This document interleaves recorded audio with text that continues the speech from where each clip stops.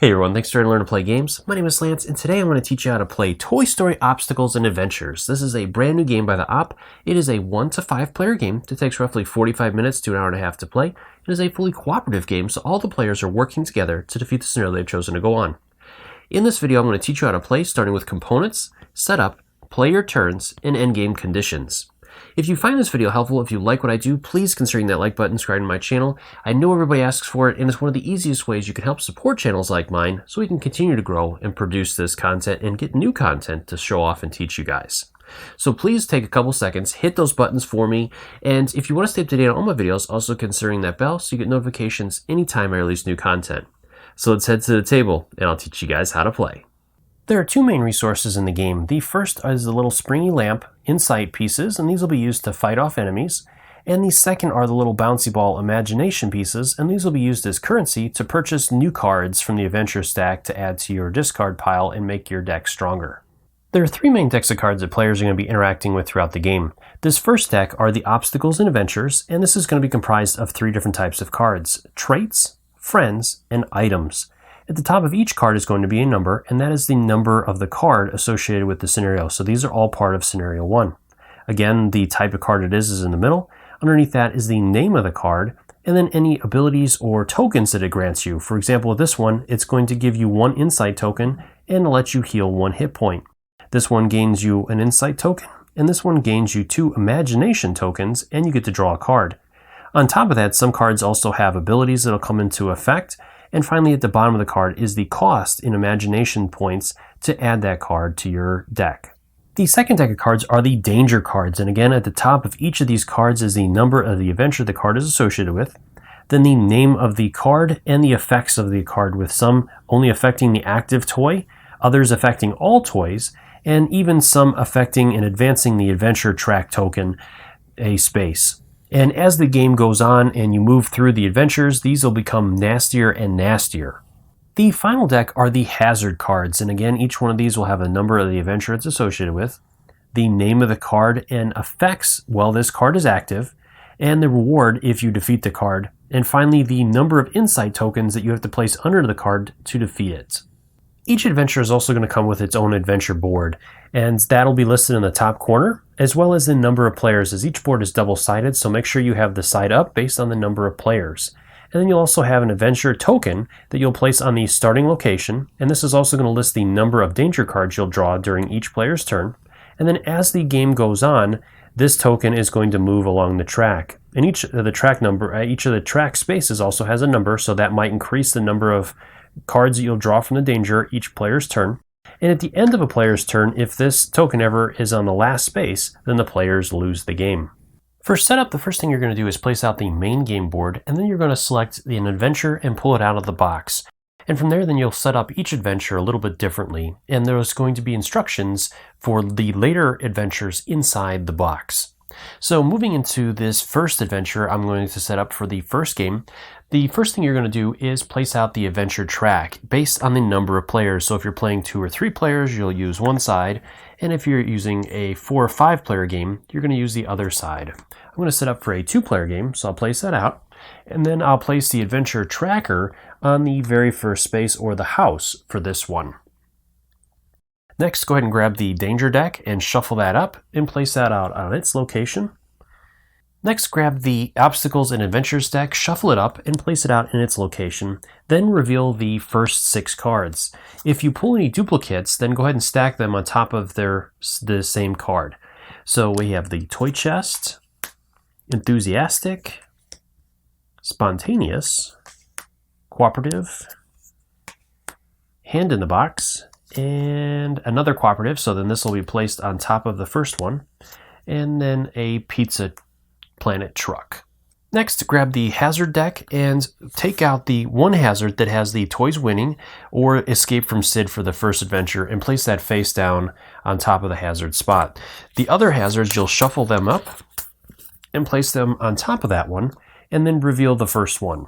For this adventure, you're only going to reveal the first one, but as the later adventures go on, you notice that there's additional spots to have multiple hazards out at once. Then place out all the tokens you're going to be using, and for this game I'll be using a Crystal Fortress pod set. If you want to know more about those, there'll be a link in the description below to their website. For player setup, each player is going to choose one or more toys that they want to play, and then they're going to gather up the 10 starting cards for that toy, which each of the cards will have the toy's name at the bottom corner. They're also going to need the toy's health token, and it'll have the name of the toy on the back, and they'll place that on the number 10 slot. And then they also have a turn order card and an ability card. With at the beginning of the game, you won't have an ability, but later on in the game, you'll get a new card that will replace that. Each player's board also has a slot for the player's insight and imagination tokens as they gather them throughout their turn and throughout other players' turns. And then they have a draw side and a discard side for their cards. And then the last thing to do before moving into the game is selecting one of the players to be the first player. So I'm going to have Woody be the starting toy, and each player is also going to draw the first 5 cards from their deck to be their hand. Toy Story Obstacles and Adventures is played over an undefined number of turns.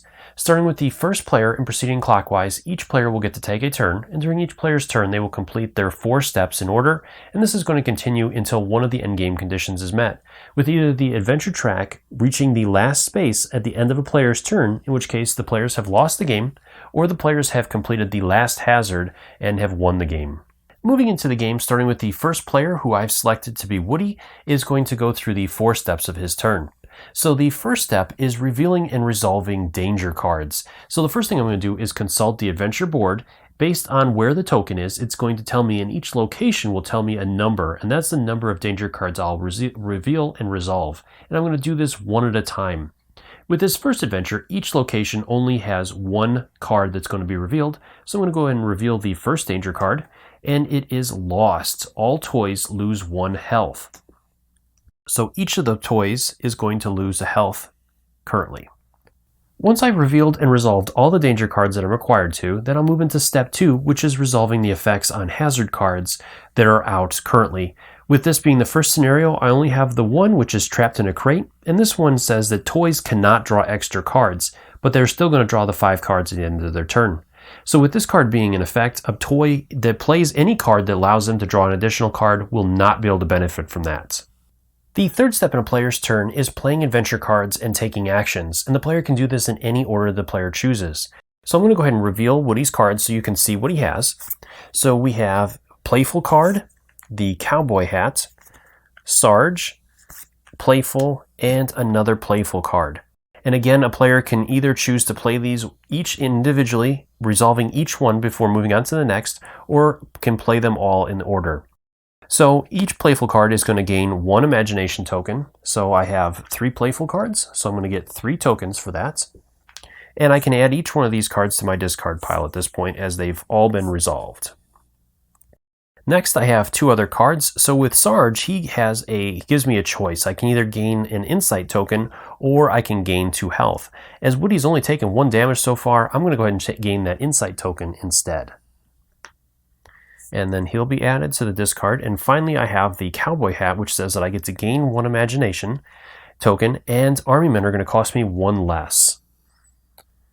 Okay, so I've resolved all the cards. So again, at this point, or during that resolve, I could have spent these tokens as well, handling certain things if I wanted to. So with this, I'm going to go ahead and spend the insight token first, adding it to the hazard. And with the hazard, this one requires 5 insight tokens. So if there was 5 insight tokens here, then this hazard would have been defeated immediately, and I would have gained the rewards that are listed. Or with this one, all toys would get to draw a card. So at that point, I could do that immediately and potentially gain more imagination tokens. And then if the hazard was defeated, it's also added to the discard pile. Now I do have 4 imagination tokens that I can use to buy new cards. So I'm going to go ahead and do that, and I can buy any number of cards based on the amount of imagination I have. So I'm going to go ahead and spend 2 imagination to gain Spontaneous. And each card that I gain is always going to go into my discard pile unless I have another card that says otherwise. You'll never add it to your hands or draw pile, again, unless a specific card ability says that you can do that. And then I'm going to spend the last 2 imagination tokens to buy Hand in the Box, which is a friend card. And again, that's going to go to my discard. At this point, I've resolved all the actions that I can do, so I'll move into the 4th step. And the one other thing to point out is that any cards that are left in your hand are going to be discarded during the end of phase, and any tokens you have remaining are going to also be lost, so you will not be able to take them from turn to turn. So if you're able to, go ahead and spend those. The 4th and final step in a player's turn is the end of turn step. The first thing you're going to do during this step is to check to see if the adventure token is on the last space of the adventure track. If it is, then all of the players have lost and the mission is over. Then if you've played enough insight tokens to defeat a hazard during this turn, then you're going to reveal a new hazard or hazards based on the number of hazards you've overcome. If there are any empty spaces in the adventure area, go ahead and refill those now. And again, each time you reveal a card that is the same as other cards that are out there, just place it on top of those cards so you always have 6 different cards out there. Then any cards you've played this turn or that are left in your hand are all going to be discarded, as well as any tokens that you have left on your board. Now, other players that have tokens on their boards can keep those. They do not discard them during your turn, as there are going to be cards that you can play or rewards that are going to grant players tokens that they'll be able to use during their turn. And then finally, you're going to draw a new hand of 5 cards. Once you've completed this, then it's going to move to the next player in clockwise order to take their turn. Now that I've covered the 4 steps of a player's turn, I want to put everything together and show you one more example, moving into Buzz Lightyear's turn. So starting off his turn, we're going to reveal and resolve a danger card based on the adventure track, and in later games, this adventure track is going to have higher numbers where you're going to have to reveal and resolve multiple danger cards. The one thing I want to point out with this is if when resolving a danger card, it has you move the token into a new space that has a higher number, you do not have to resolve that immediately. You're only going to resolve the space you were currently on when you started your turn. So if you move into a space that has you draw 2 cards, you won't have to worry about that, and the next player in clockwise order will start that. As during your turn, there will be cards you'll be able to play to move that token back as well. So we only have one to draw, so we have questions a loyal friends. Active toy loses 2 health unless they discard a friend. So I can choose to discard a friend if I have one, which I do. I have a space alien, or I can choose to lose 2 health. So I'm going to go ahead and just lose the 2 health so that I can keep this space alien and not discard him. Then I will go ahead and check the hazard. Again, this is simply just not going to allow us to draw any additional cards. So that is done. So I'll move into the 3rd step where I get to play cards. So I have 2 playful cards so far that I'll get 2 imagination tokens for, 1 for each. I have the space alien, which lets me choose to either gain an insight token or 2 health. I'm going to go ahead and gain the insight token. And I'll go ahead and play that immediately to damage that or to help overcome that hazard. I have a spaceship that lets me gain an imagination token, and with this one I may put any items that I acquire on top of my deck instead of the discard pile, so this is really handy. And then finally I have the laser light, and this one also lets me gain an insight token. And if I play another item, I also gain an insight or an imagination token, which I did play another item, so I'll gain that as well. I'm going to go ahead and play this immediately. So now we're up to 3 on there, 2 more, and that hazard will be overcome. And then I have the 4 imagination, and if I purchase an item, then I get to add it straight on top of my deck. So unfortunately, I don't have enough for either one of these, but I can add the toy chest. So I'm going to go ahead and do that, spending 3 of my tokens and adding that to my area. And this will go right on top of my deck because of that effect. Finally, it'll go into the end of my turn, so the track is not at the end, so we don't lose. We have not defeated a hazard this turn, so we don't have to worry about revealing a new one. I do have a card missing, so I'll reveal that. It's another toy chest. And then any tokens I have are discarded, so I'll go ahead and lose that. And finally, I'll get to draw 5 new cards. 1, 2, 3, 4, 5. From here, it'll move back to the next player in clockwise order, which would be Woody. There's also a couple of additional rules that I need to cover. The first one is being shelved. So throughout the game, either during the active player's turn or during another toy's turn, toys are going to lose hit points. And if a toy's health gauge ever reaches the last space on their health track that says shelved, then they're going to have to resolve a number of steps. The first one is for the remainder of the active toy's turn, whether it is the toy that is being shelved or during another player's turn, that toy cannot gain or lose any more health. The toy is also going to discard any tokens that it currently has, and it must discard half of the cards rounding down that it has. So if a toy has 5 cards, then it gets to choose 2 of those cards to discard to its discard pile. And keep in mind that some cards will have a discard effect, so when they're discarded in this situation or due to hazards or danger, they will get to resolve their effect. You're also going to advance the adventure track 1 space for each toy that's shelved, If a toy that has been shelved is the active toy, then that toy can resolve the rest of its turn, playing any cards that are left in its hand. And then at the end of the active toy's turn, any toys that have been shelved will return their health back up to the starting 10 health. And the last couple things are going to deal with adventure cards. So first off, once per game, during a player's turn, that player can choose not to acquire any new adventure cards and choose to discard all the current adventure cards out, adding them to the bottom of the adventure deck and revealing 6 new cards. This can be really useful if all the cards are out there that are too expensive for players, or the players feel like the cards aren't that useful for what they're currently trying to acquire. And this can only be done once per game. The other thing I want to cover a little bit more are with the adventure cards that have the special effect that allows you to gain something if the card is discarded. And this is going to happen due to danger cards, hazard effects, or being shelved. Any of these situations will cause you to discard cards. If you discard a card with an effect, then you'll resolve that card. So for example, with legs, it says, if you discard this, you and your neighbors each gain 1 imagination token.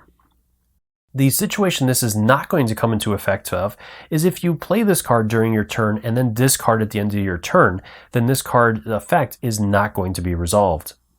And the one other thing with neighbors, that is going to be the players to your left and right. And in a 2-player game, it'll simply be the player to your left or right.